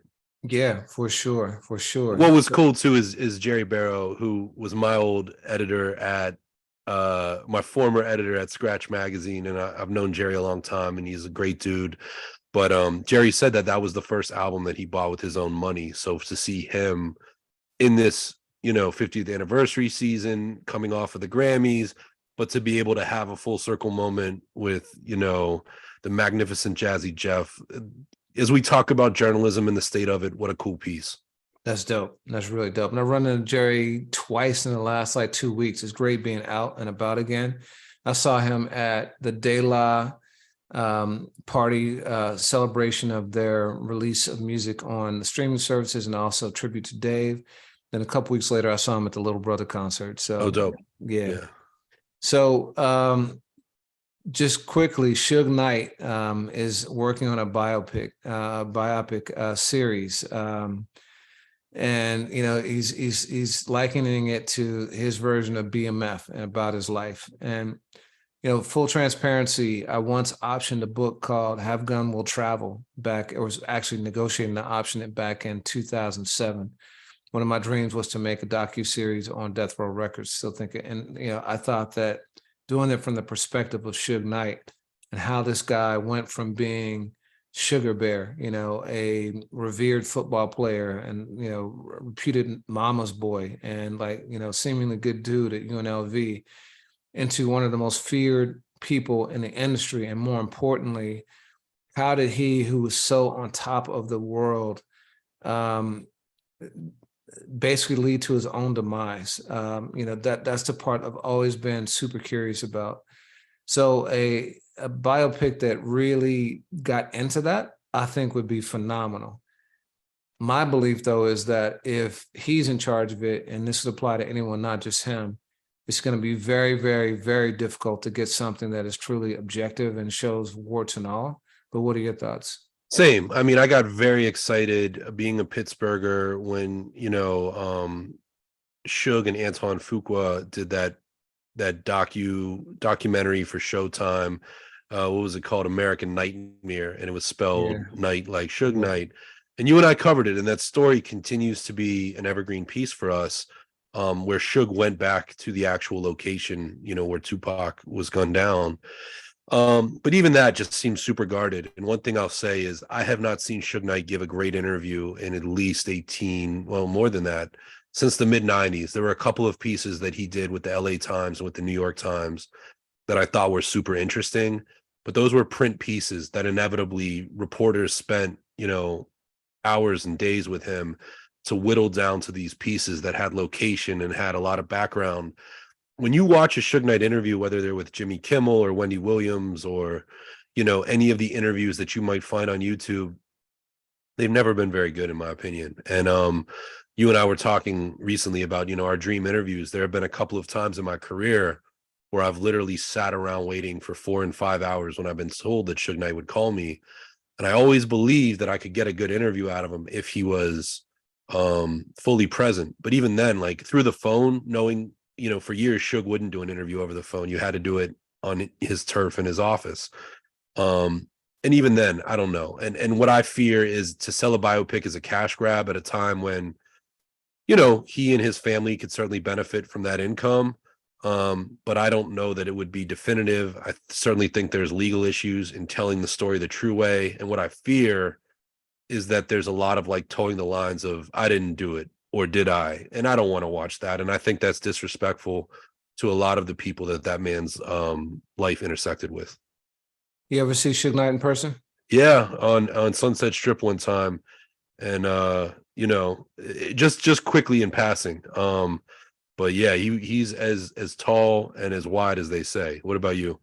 The same, man. I saw him when I was a corporate lawyer way back when, my first job out of school. We represented Death Row, my firm, and I Wow. was walking by a conference room, and he was in there just sitting by himself. And I thought about saying something, but I saw him. And dude, I've been next to Shaq, I've been next to LeBron, I've been next to some pretty big dudes. And Suge Knight, appearance-wise, is the biggest person I've ever seen in my life. Like, Yeah. I mean, he just has an aura, a stature about him that is gigantic. So I You decided never exchange words?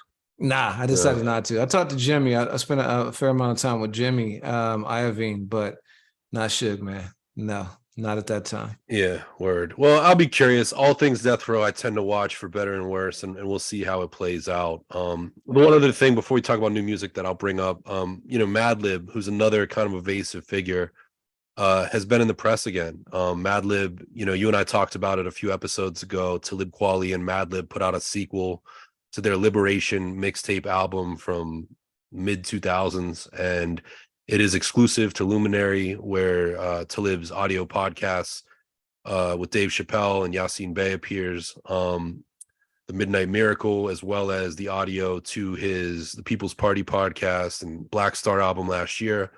But they're doing some press for it, so they hit Sway in the morning, and they hit Ebro in the morning. And Madlib, a man of very few words, admitted that he's got some projects in the tuck, and a few of them presumably are made with the artists. He says he's got something with Planet Asia, who he's worked with before, something with Euro Droog, who he's worked with before. Something that this excites me. I'm curious of your thoughts. He's got a project with Erykah Badu, and he's worked with her on the 2 New America albums. Would you be down for a Madlib Badu album? For sure. Would love that. Would love that. Same. But he also confirmed the existence of 2 albums with, you know, you and I talked about Nipsey, with folks that are not here. One is with Mac Miller, and that album, you know, I think even before Mac had passed, might have been right after, was rumored to be called Maclib, a play on both of their names. And when that news of that hit, immediately representation from Madlib at the time said, don't call it that. You know, this is hyperbolic, you know, something to the same point we're making has been taken out of context. But it seems like they're going to move forward with that. And even Talib Kweli revealed that the song on Liberation 2 that features Mac Miller, Madlib had given both Talib and Mac that beat, and they both had rapped to it. So in working with his estate, they combined those versions to make a special collaboration, which I think is kind of cool. But what's going to mean a lot to a lot of fans is that there's confirmation that they're trying to move forward with the second Mad Villain album, which, you know, for fans of MF Doom, and we did a whole episode after he passed our episode was in 2021. That's one of his most beloved projects. The 2 of them came together for one album in 2004. It's kind of made as a one-off, but they kept recording sporadically. And Madlib says there's about 10 joints. And between Sway and Ebro, you know, he spoke that it's demo-y stuff, but they want to see it through. And in a conversation last year, or in 2021, after Doom had passed, Peanut Butter Wolf, who founded Stone's Throw Records, that put out the first Mad Villain album, said that it's largely in the hands of Sadiq, who is the co-founder of Rhymesayers, which is, you know, huge label, Atmosphere, Brother Ali, etc., where Doom had also put out some music. So, you know, posthumous music is always complicated, but, you know, Doom was such a great artist. We've seen some special verses from him over the last 2 years. If this hits the light, it's obviously something that I'm eager to check for. What about you? Yeah, I agree, man. I think it can go either way. There's a lot of posthumous music that I refuse to listen to. Like, I haven't really listened to much of any posthumous Tupac music aside from the Machiavelli project, which I consider to be not posthumous because it was, he was fully here he was here fully to, A&R and make sure it came out the way he wanted it. But I think that when it's done well, it can be done well with someone who knows the artist and cares. And so I think about what DJ Premier did with that last Gangstar album. I think about what Dr. Dre did or Alchemist did with the Nipsey Hussle music for Dr. Dre. There are some posthumous releases that I think can be really, really good. And I think Madlib, having worked with Doom as long and closely as he did, I think they lived together for a while. Yeah. And I think that it could be special. So would love to hear it. Yeah, I mean, Madlib, the other thing that he said I thought was interesting is he is completely in control of his own career now. So, I mentioned Peanut Butter Wolf. Madlib was the flagship artist of Stone's Throw for well over a decade. And then in the last, feels like 10 years, he was with Egon, who was the GM of Stone's Throw. And last year, we reported on the story, several people, including Talib Kweli and including Doom's widow, Jasmine, had alleged that Egon was holding on to possessions of Doom's, including a rhyme book. And I don't know if one's related to the other, but Madlib and Egon seem to have parted ways. The thing that I think is interesting about that is if Madlib is truly the only person that is in control of his career, I wonder if it will manifest projects that may not have happened otherwise. And when you hear a list of Planet Asia and Droog or Badu, it just makes you wonder. So I'm really curious because that's one of the most prolific producers and artists in hip hop, and certainly one of the most interesting and curious. And if it means we're getting more Madlib music, well, buckle up. I'm here for it. For sure, man. And the Black Star album was amazing, and this Talib album is really dope too, man. I really dig it. So cool, man. So speaking of new music, there's a lot today was active. So one of my favorites, one that I've been anticipating for a long time in a way that I haven't anticipated an album in maybe since like the Kendrick album, was Larry June and the Alchemist. They released an album called The Great Escape. For those who don't know Larry June, he's from the Bay Area, San Francisco. He's been around for a long time. I watched a few interviews this week. I didn't realize, I knew he's been around for a minute. Every artist, like we said last week, has been around for at least 7 years before they start to bubble up like this. Mm-hmm. He's been around for like 15 years. Father was in the industry, and he's got something like 15 mixtapes already, or albums. He's got a lot of projects under his belt. I really kind of tuned into him maybe a year or two ago. Jay Worthy did a lot of collaborations with him. I think they had a collaborative album. That's kind of when I really tapped into him. And then his album last year was it Spaceship Chronicles or something like that. Blades, was amazing, and it was heavily featured on our playlist for the majority of last year. But he's a real Spaceships on the Blade, just to get it right. Spaceships on the Blade, yeah, real laid back, cool, simple flow, but really drops jewels in there. Reminds me a lot of Nipsey in that, he really puts a lot of game into it, but has a very simplistic flow like Nipsey did too. And Alchemist, obviously we've talked about Alchemist. He is a perennial staple on our playlist. Like, I don't know that there's been a day in the last 3 years that didn't have an Alchemist track on our playlist. He's that much. But I wanted to just pull out a couple of quotes from Larry just to draw that Nipsey comparison in terms of the messaging. We talked a lot about Nipsey at the top of this and how he was about independence and self-empowerment. And you hear that a lot in Larry's music. So in his song Turkish Cotton, he says, start a corporation and bet on yourself every time. And then on Summer Rain, he says, how you gonna say you boss if you don't handle your biz? Real men stay on 10, take care of their kids. You boys talking too much, it's time to show them ends. I did shows around the globe and never took a cent. That might have went over your head. I'd be thinking different. I bought real estate before I went and bought the Bent. I had sun toes when you was in your feelings, and I didn't need no record deal to touch my first million. Spending money on assets for rainy days. I'm more focused on ownership, not the fame. Boom. And then on Solid Plan, he says, the streets don't love you. Brother, get some bread. Stop complaining, my brother. Go hard instead. Invest in yourself. F what they're saying. You can accomplish anything with a solid plan. Like, just, it's motivational, inspirational, and, you know, all about believing in yourself and controlling your own destiny, which is what I love. For sure. I mean, Larry is a case example of it's what you're saying, not how you say it. Like, you know, he is not the most technically, you know, like, he's not going to bar you to death, but it just, even as you read that, I'm like, that is food for thought. This is great music. It's great music for the car. I love that you said, like, he's got a 15-year story. At one point, you know, was on Warner Brothers, was on a major, but he's finding success on his own terms from being authentic. And, you know, especially when you combine Alchemist production, he doesn't sound like a typical Bay Area artist, doesn't have that kind of aggressive feel or the selection of beats that you might expect.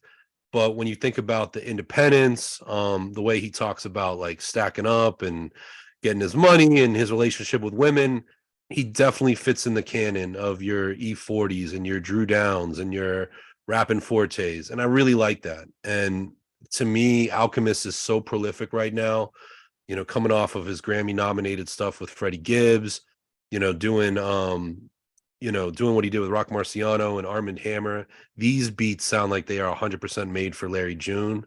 And this album has a really diverse guest list too. You know, he's got Evidence, Joey Badass, Big Sean, Currency, Boldy James, Wiz Khalifa, the guy who you just mentioned, Jay Worthy out of Compton.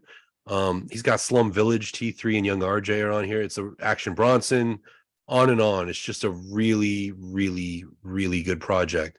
And I was thinking a lot, like, you know, we're a fourth into the year, and I know it's brand new today, but I've listened. Before you get into that, you made one other point that I think is worth drawing out about Larry, about like how he takes care of his mental and his body. Oh yeah. And as I said recently, you know, Larry was another case. I did a press bio for him during the pandemic when he put out the orange print, which was kind of his take on like the blueprint and the black print and like every artist.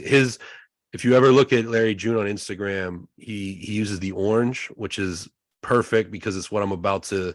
He's big on health. Like, he raps a lot about you know, clean eating. One of his biggest song is Smoothies in 91. You know, that was his like breakthrough record back in 2019 as far as this iteration of Larry that we're seeing. But he'll talk about meditating and working out and riding a bike, like stuff that I feel like 5 years ago or 6 years ago or 10 years ago, if you and I were having this conversation around other people, like that would sound very foreign to like the rap content conversation. But I love it because, you know, you and I are both like, we'll have conversations about our health and our diet and all of that. And the fact that Larry's doing that at the same time, you know, just like Currency, big on car rap, big on, you know, describing vivid imagery, especially the Bay Area, of taking long drives, even down to his artwork.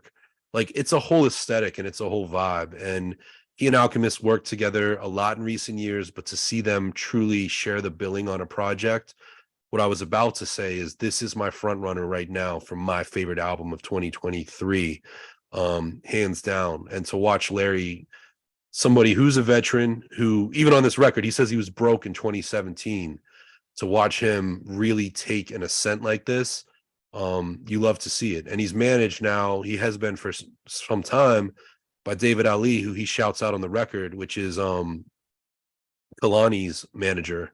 So he's in a good system now to watch this type of rap really get its share in the market.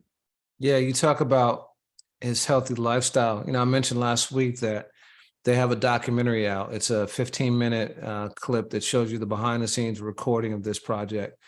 And, you know, unlike most instances where, you know, the recording is happening at night in a like dark environment, no windows, often there's like chemicals like involved. Most of what you see is they're at a house that is overlooking a beach. And it sounds like, based off the project, they were in Mexico recording this, and it's daylight. And they're just rapping, like, you know, they're just working like fully like present in a very healthy environment. So it's pretty dope. And I agree with you. Right now, this is definitely my album of the year so far, and I've only listened to it like once all the way through. I gotta spend some more time with it. I'm sure it's gonna grow on me even more because Al's beats are so complex. Sometimes it takes a minute for them to open up.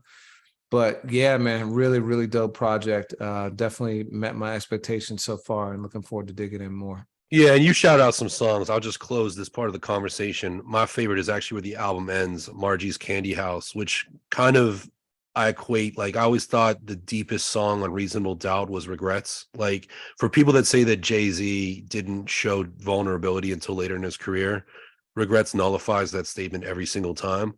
And It's a top 5 Jay song for me, by the way. it's incredible. Yeah. And shout out to my man Luke, who texted me this morning about the podcast. He put me onto it back in the 90s. But this song, it actually deals with a little bit of regret. It's about Larry talking, I think, about his grandmother's passing and not being able to attend her funeral and the jewels that she gave him. And it's just like, I'm always curious how artists end albums these days. Like, do you just make it like a, hey, part 2 coming soon, or do you really bookend and emphasize it? And there's this album is 45 minutes long. It's great in the car, but it ends with a emotional crescendo. And I really like the song, and it's one of the best Alchemist beats on there too.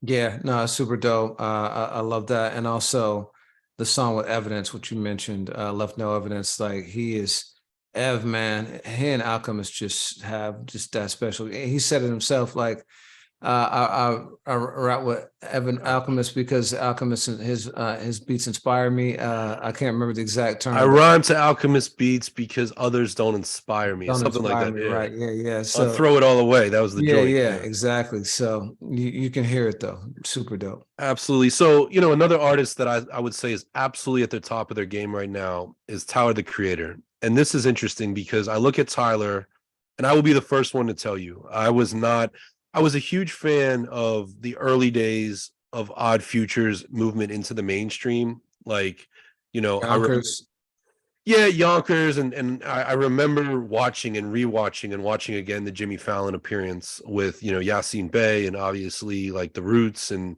Tyler jumping on Jimmy's back. And at the time Earl Sweatshirt had put out some videos, but Earl was living in like a youth camp, I think in the Pacific, so he wasn't there on the TV. But I remember being aware of those guys, and I thought they were interesting. But I won't sit here and act like the Odd Future tape and some of those SoundClouds were my guiding light in the early 2010s. They weren't. I was far more interested at that time of what Kendrick was doing, and Big Crit and Blue and J. Cole, so on and so forth. But watching Tyler in particular these last few years has been remarkable because, he said it himself in January of 2020 when he won for Best Rap Album, I believe, for Flower Boy. And we covered it on the site, is, he felt very pigeonholed because that wasn't really a rap album. That being said, he won again last year for Call Me If You Get Lost, which in my opinion, not just my opinion, but in a lot of opinions, was Tyler's return to rap. And he structured it as a DJ Drama Gangsta Grills. Drama was very much a part of it. And that was a moment, right? And it was, it won, and huge deal. But I look at an artist like Tyler that, changes from 6 months to 6 months and is so inspired and so passionate, and just like all of his albums are moments. He went and took an album that was 2 years old and released like close to 10 new songs from that same project. DJ Drama is very much a part of it. And he didn't just do it as like we're putting it on a vinyl, here's 2 new songs. He did videos for at least 3 of the songs, self-directed them. These are big budget videos, but you were the one this week who kind of brought it to my attention. Tell me what you thought when you saw what Tyler was up to with this. Man, so I had a few thoughts. So first of all, and Drama said this recently on an interview with Sway, Tyler is one of the most underappreciated rappers of his generation. You hear about Kendrick, Cole, and Drake all the time, but Tyler can rap. Yeah. Like, he can rap. He bars his ass off a lot of times. And you just don't hear that because I think that his antics sometimes overshadow his lyrical ability. And it's not just his antics either. It's his musical diversity, because Flower Boy was a very melodic album, and Igor even more so, And so, I think that sometimes it gets lost in the sauce that this dude can really rap. you heard it in Yonkers, but you know, on this project, it seemed like he did it. He definitely went out of his way to do that with it being a Gangsta Girls project. And on the new songs, especially Sorry Not Sorry, you hear it even more.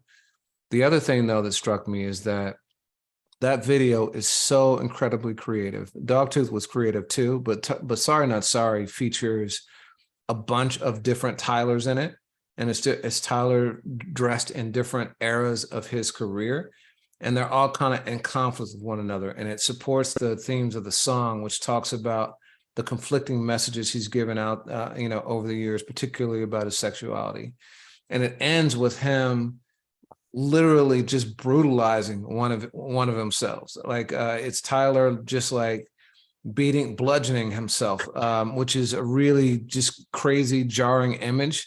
But the whole thing is just visually stunning. And it strikes me because so much of what we see now in rap videos, which is why we stopped covering a lot of them, is just somebody standing out in the street rapping next to a car, or, you know, with a bunch, or in a strip club, or, you know, on the corner, or whatever it is. And it's just completely uninspired, right? Yeah. Like, it's like, what's the point of doing it except to like maybe get a second bite at the apple in terms of the release of the project? Whereas Tyler holds it up as an art form and shows why music videos are as compelling as they are when done correctly. He's one of the few that still does it.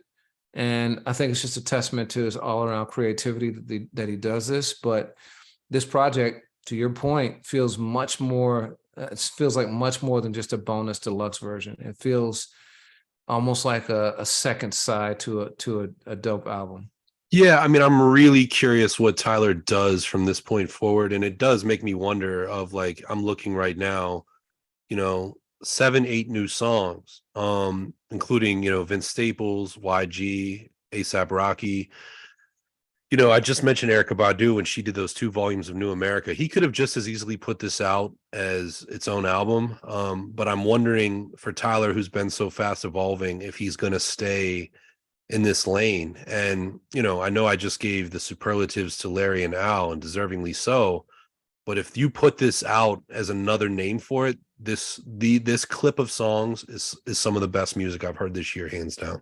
Word. So that and Larry June, you know, check for both. You know, DJ Drama also put out his own project.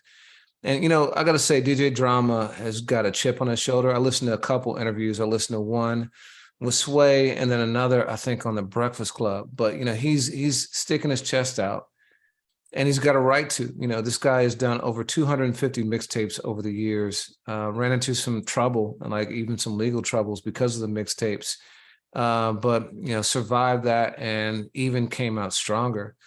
And over the last couple of years, he's taken more of a behind the scenes position. You know, he hasn't put out a bunch of albums or mixtapes. Instead, you know, he obviously did the Tyler album. He did the vocals on that a couple of years ago. But he's really been focused on his label. And, you know, a lot of people don't realize that his 2 artists are Lil Uzi Vert, one of the most successful artists of the last 7-8 years, and Jack Harlow, one of the most successful artists of the last 3 years or so. That's an incredible record and a huge accomplishment just of its own. But on top of that, he won a Grammy with the Tyler Project a couple of years ago. And, you know, so he's just put out his new album, his first album in a minute. And he's talking his ish throughout, saying, listen, y'all thought I disappeared because I'm behind the scenes. Nah, I'm better than ever. Yeah. And he made the point, listen, like I got 2 albums coming out on the same day. He's got this bonus version of the Tyler album and his own album. And his album is star-studded. It's like a Khaled project, but you know, it's in Drama's voice rather than Khaled, and very much his aesthetic. And it's got Benny, West Side Gun, Sci-Hi the Prince, La Russell, who is one of my favorites this year. He's one of my favorite MCs I've discovered in the last year. If you haven't heard of him, check him out on our Spotify playlist. Got a couple of great projects that he's dropped already this year. The Omaha winner is one of my favorites too this year. You put me on that, yeah. Tyler, of course, is on it. Benny the Butcher, Fabulous, Jim Jones, Rick Ross. He's got an unreleased verse from Nipsey, which sounds great. Lil Wayne, Wiz Khalifa, Simba sounds great. Jeezy, Jack Harlow, Uzi, of course, T.I., and then and more. Like that's just like the AFH oriented Yeah, folks. right. And I it mean, it the thing of it is, I mean, Drama's a hip hop guy. Like, you know, he's had a successful run in trap or whatever you want to call it. But the first time like the world saw DJ Drama was in a Bahamadia video. Like his roots are in culture. And it definitely does seem like he has a chip on his shoulder, and not for nothing. I mean, Drama has always been one of the greatest ish talkers. That's what made his mixtape so compelling. But I look and I mean, we're coming off of a year where DJ Khaled was nominated for best rap album, you know, on a DJ compilation project. And I will argue that Drama, to me, this is just to me, has had a bigger moment on his albums when he put Outkast together for the Art of Storytelling 4. Like that was insane. But one thing I'll say is I don't think Drama's ever had the level of albums that Khaled has. I think that there's always been stops and play. And this one, you know, because he's put out Gangsta Girls, the album, and 3 or 4 other ones. This one feels really full and checks all those different boxes of Drama's taste and his fandom. And that last song with Sci High and La Russell is insane. I played that 3 times today already, and you added it to the playlist. yeah, for sure, for sure. I added like 4 songs from this. I almost had a fifth, but I got to check myself. I try and only do 4 max from a project because I don't want to just become like an album heavy playlist. But Right. it's that good, and I tend to do more when there's many different artists.